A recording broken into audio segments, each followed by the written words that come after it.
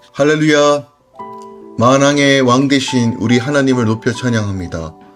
무더위 속에서도 우리 삶을 지키시고 하나님의 선하심으로 채워주실 주님을 기대합시다. 이 아침에 우리 주 예수 그리스도의 이름을 붙들고 성령 안에서 하나님의 풍성함이 임하는 하루가 될 것입니다. 8월 14일 월요일 아침 예배 성삼위 하나님께 올려드립니다. 오늘 하나님의 말씀은 로마서 12장 9절부터 21절까지입니다. 로마서 12장 9절부터 21절까지입니다. 사랑에는 거짓이 없나니 악을 미워하고 선에 속하라. 형제를 사랑하여 서로 우애하고 존경하기를 서로 먼저 하며 부지런하여 게으르지 말고 열심을 품고 주를 섬기라. 소망 중에 즐거워하며 환난 중에 참으며 기도에 항상 힘쓰며 성도들의 쓸 것을 공급하며 손 대접하기를 힘쓰라. 너희를 박해하는 자를 축복하라. 축복하고 저주하지 말라. 즐거워하는 자들과 함께 즐거워하고 우는 자들과 함께 울라. 서로 마음을 같이하며 높은 데 마음을 두지 말고 도리어 낮은 데 처하며 스스로 지혜 있는 체 하지 말라. 아무에게도 악을 악으로 갚지 말고 모든 사람 앞에서 선한 일을 도모하라. 할 수 있거든 너희로서는 모든 사람과 더불어 화목하라. 내 사랑하는 자들아, 너희가 친히 원수를 갚지 말고 하나님의 진노하심에 맡기라. 기록되었으되 원수 갚는 것은 내게 있으니 내가 갚으라고 주께서 말씀하시니라. 내 원수가 줄이거든 먹이고 목마르거든 마시게 하라. 그리함으로 내가 숯불을 그 머리에 쌓아 놓으리라. 악에게 지지 말고 선으로 악을 이기라. 아멘. 하나님의 말씀입니다. 사랑에는 거짓이 없게 우리는 악을 미워하고 선에 속해야 합니다. 그리고 즐거워하는 자들과 함께 즐거워하고 우는 자들과 함께 울어야 합니다. 또한 원수 갚는 것은 하나님께 있으니 하나님의 진노하심에 맡기고 선으로 악을 이기라라고 우리에게 말씀하십니다. 오늘 본문은 우리가 이 땅 가운데서 구원받은 자녀들이 어떻게 살아야 하는지에 대한 내용이 시작되고 있는 12장 후반부의 말씀을 우리가 다루고 있습니다. 성도의 의의 실천이 어떻게 이루어지는가에 대한 말씀입니다. 즉, 삶의 현장에서 구원받은 자녀들이 어떻게 살아갈지를 분명하게 권면하고 있습니다. 특별히 오늘 본문 말씀은 예수님께서 상산순, 지금 마태복음 5장부터 7장까지 가르쳤던 말씀과 함께 동일한 말씀이 선포됨으로써 우리를 핍박하고 저주하는 원수들에게 어떻게 하나님을 믿는 자녀들, 예수 그리스도의 공동체가 어떻게 살아야 하는지를 가르치고 있습니다. 특별하게 오늘 본문 말씀을 한마디로 정의한 것이 바로 21절인데요. 악에게 지지 말고 선으로 악을 이기라 라는 이 본질적 의미를 깨닫는 것이 바로 성도의 삶이라는 것이에요.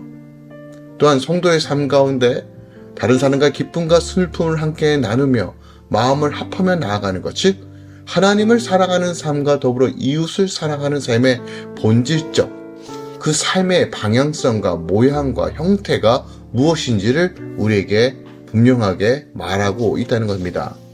오늘 본문 말씀을 조금 더 절별로 살펴보겠습니다. 9절부터 13절까지는 참된 사랑이 무엇인지를 말하고 있습니다. 특별히 우리가 주목할 단어는 참된 사랑에는 거짓이 없다는 것입니다. 거짓된 사랑은 참된 사랑이 아닙니다. 즉, 속이는 것, 내 유익과 내 목적을 위한 사랑은 참된 사랑이 아니라는 것입니다. 빗나간 열심, 그릇된 가르침, 무익한 위로는 사랑이 아니라는 것입니다. 우리가 공동체에서 지체를 통해 이루신 하나님의 큰 일을 보며 서로 인정하고 존중하며 그리스도의 몸으로서 서로 바라보고 함께 나아가는 삶, 거짓이 없이 갈라짐과 어떤 다스림의 영역이 아닌 서로 사랑하며 품으며 희생하며 아껴가며 그리스도의 말씀 안에서 그리스도 안에서 하나 되게 애쓰는 것이 바로 참된 사랑의 모습이라는 것입니다. 함께 약속의 말씀을 붙들고 하나님 나라를 바라보며 소망하며 환난 가운데서도 서로 끝까지 인내하며 기도하며 나아가는 삶, 또 궁핍한 성도를 채우고 복음으로 나그네를 대접하는 것, 이것에 힘쓰고 이렇게 방향을 잡는 것이 바로 참된 사랑이라는 것이죠. 새벽에 14절부터 15절까지는 우리가 박해받는 자를 위하여 기도하며 함께 울고 웃으라고 분명하게 명령하십니다. 성령님이 우리에게 박해자, 특히 영적 무지와 항폐함 가운데 구원을 바라는 모든 자녀들, 혹 자기 스스로도 구원이 무엇인지 모르는 그 무지한 영혼들을 향하여 함께 울고 웃음으로써 하나님 나라의 진정한 기쁨, 그 즐거움과 소망이 무엇인지를 함께 나누라라고 말합니다. 공감은 힘을 줍니다. 위로와 격려는 그 사람을 살리는 역할을 합니다. 그리스도 사랑 안에서 우리에게 분명하게 명령된 부르심입니다. 16절부터 21절까지는 이제 선으로 악을 이기라 말합니다. 즉 하나님의 질서, 하나님의 말씀으로 이 세상의 악을 대적하고 바르게 세워가는 것입니다. 때로는 우리가 영적인 존재에 대해서는 전투적이고 저돌적이고 돌파해야 될 영역이 있습니다. 하지만 사람과 사람 관계 안에서 우리가 어떻게 복음을 증거할 것인가, 어떻게 주의 영광을 드러날 것인가의 방식은 선으로 악을 이기는 방식입니다. 이것이 바로 내가 죽고 예수로 살아가는 방식이고 이것이 하나님의 공적 사랑을 증거하는 것입니다. 서로의 마음을 같이 하려면 구원을 최고로 여기고 모든 것을 구원의 관점으로 보는 믿음의 가치관이 공유돼야 합니다. 나만 특별한 존재야 라는 이런 의식을 버리고 난 다 알고 있어 고상한 척 하는 것이 아니라 내 안에 아집과 교만을 벗어버리고 서로 섬기며 서로 나보다 남을 낮게 여기고 존중하며 아끼고 사랑하는 것, 악을 버리고 선을 향해 나아가는 삶, 이것이 바로 하나님께서 우리에게 명령하신 것입니다. 특별하게 오늘 본문에 그 머리에 수치의 숯불이 쌓인다라고 말합니다. 여기서 말하는 숯불, 이 숯불은 숯을 피우는 불, 즉 숯불을 비유하여 상징적 용어로 사용하고 있는데 이것은 바로 하나님의 무거운 심판과 진노를 의미합니다. 즉 우리가 이렇게 온전하게 서로 원수를 대할 때, 사랑으로 대할 때 우리 안에 그 숯불이 그 머리에서 쌓아 올라가리라 라고 말하는 이 말씀을 들어야 됩니다. 죄와 부정함으로부터 온전한 정결함을 의미하는 것이 바로 숯불입니다. 즉 이렇게 하는 것이 하나님의 의와 하나님의 생명과 회개적 삶으로 살아가는 것, 즉 원수를 사랑하는 것이 하나님의 뜻 가운데 사는 삶이라고 우리에게 가르쳐주고 있는 것입니다. 오늘 본문 말씀을 통해서 우리가 더 깊이 묵상할 말씀이 무엇이 있을까요?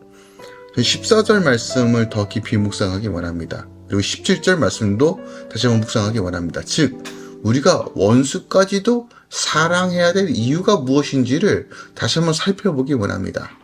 바울은요, 너를 핍박하는 자를 위해 축복하고 저주하지 말라고 14절에 말하고요. 또 17절에는 아무에게도 악을 악으로 갚지 말고 모든 사람 앞에서 선한 일을 하라라고 우리에게 권면하고 있습니다. 강력한 권면입니다. 즉 무슨 말입니까? 원수까지 사랑하는 것이에요. 예수님의 가르침도 동일하죠.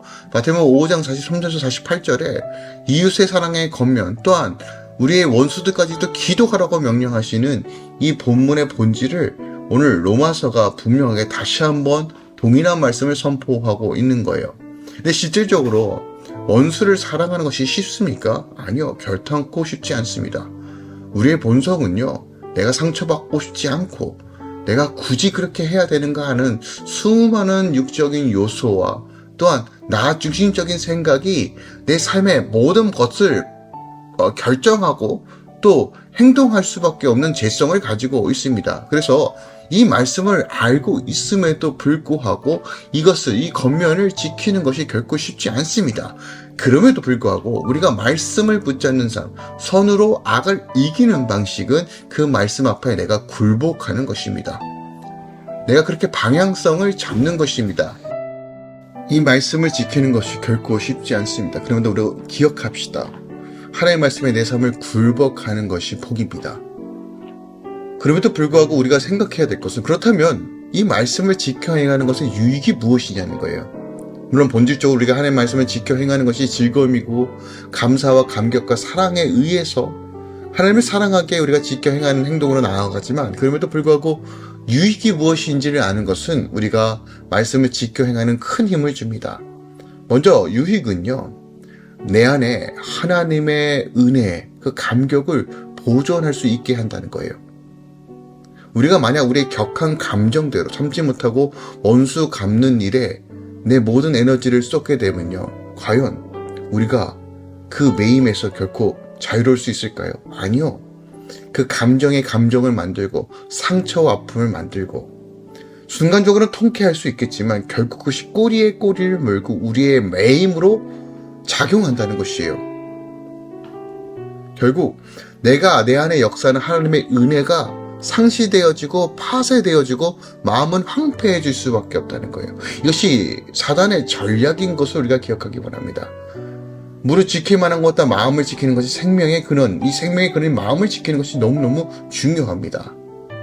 우리가 말씀을 지켜 행하는 삶의 유익은 무엇이냐면 내 안에 역사하는 하나님의 은혜를 보존할 수 있는 힘을 제공한다는 것이에요. 내 감정대로 했을 때 사단에게 문이 열립니다. 틈이 생기는 것이에요. 원수 갚는 이는 하나님께 있음을 믿고 바라보는 것이 바로 믿음이고 신앙이고 우리의 삶의 유익입니다. 원수가 아무리 우리의 마음을 격동시키더라도 그것이 영적인 문제든 그것이 관계에서 문제든 어떤 기회를 오더라도 원수 갚는 일에 동참하지 않고 철저하게 하나님 말씀 앞에 엎드리는 삶이 내 마음을 지키고 생각을 지키고 내 안에 하나님의 샬롬을 누리는 길이라는 것이에요. 하나님 이거 주길 원하십니다. 그래서 원수 갚는 일은 하나님께 있다라고 계속 말씀하네요. 전쟁은 여호와께 속하였다고 말하는 것입니다. 우리는 그분을 전적으로 신뢰함으로 내 감정까지도 주의 말씀 앞에 순복하는 것. 이것이 우리의 마음과 하나님께서 주신 그 은혜를 지키는 유익이 된다는 것이죠. 또한 우리가 말씀에 순종하여 원수 갚는 일을 온전히 하나님께 맡겨드리고 우리가 순종함으로써 오는 유익이 무엇이냐면요. 기억합시다.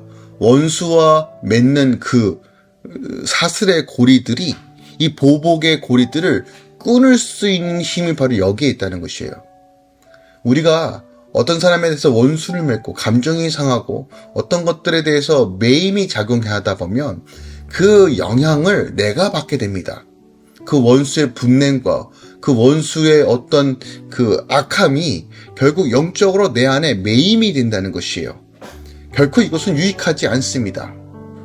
사단에게 매이고 끌려다니고 두려움이 내 안에 사로잡히는 것은 결코 우리 안에 유익이 되지 않습니다. 가장 대표적으로 사울과 다윗의 예를 우리가 좀 볼 수 있습니다. 끊임없이 사울은 다윗을 죽이려고 했습니다.